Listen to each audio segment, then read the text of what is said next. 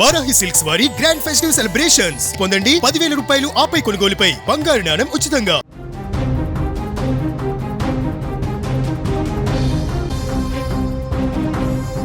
ఆంధ్ర కేరళ అని ముద్దుగా పిలుచుకునే ప్రాంతం, ఎటు చూసినా కనువిందు చేసే కొబ్బరి తోటలు, పలకరించే గోదావరి గాళ్ళు, మనసుకి హాయినిచ్చే పచ్చని ప్రకృతి, అదే మన కోనసీమ.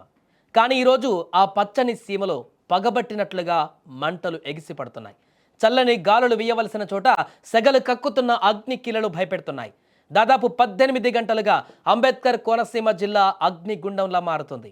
ఓఎన్జీసీ పైప్ లైన్ నుంచి గ్యాస్ లీక్ అవ్వడం, అది పెను ప్రమాదానికి దారితీయడం, నిమిషాల్లోనే ఆ ప్రాంతమంతా భయానక వాతావరణంలోకి వెళ్ళిపోయింది.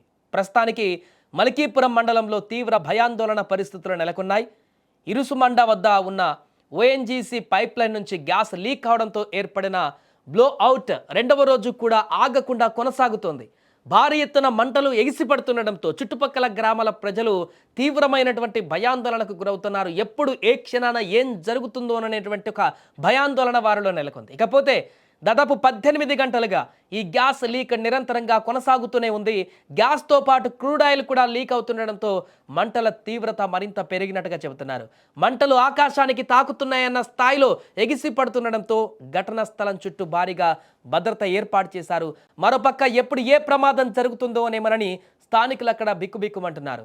దాదాపు 2 రోజుల నుంచి ఎగిసి పడుతున్నటువంటి మంటలను అదుపు చేసేందుకు ఢిల్లీ నుంచి ఓఎన్జీసీ నిపుణుల ప్రత్యేక బృందం రానున్నట్టుగా అధికారులు తెలిపారు. ఆధునిక పద్ధతులలో మంటలను అదుపు చేసేందుకు వాటర్ అంబరిల్లా టెక్నిక్ను ఉపయోగించనున్నారు.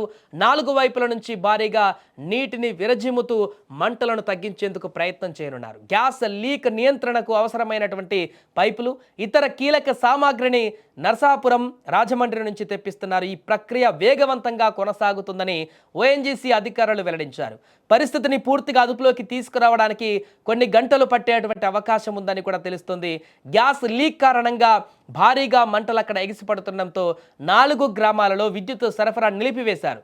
దీంతో ఆయా గ్రామాల ప్రజలు ఇప్పుడు అంధకారంలో ఉండవలసిన పరిస్థితి ఏర్పడింది. ఎటువంటి అగ్ని ప్రమాదాలు జరగకుండా ముందస్తు చర్యలలో భాగంగా ఈ నిర్ణయం తీసుకున్నట్లుగా అధికారులు తెలిపారు.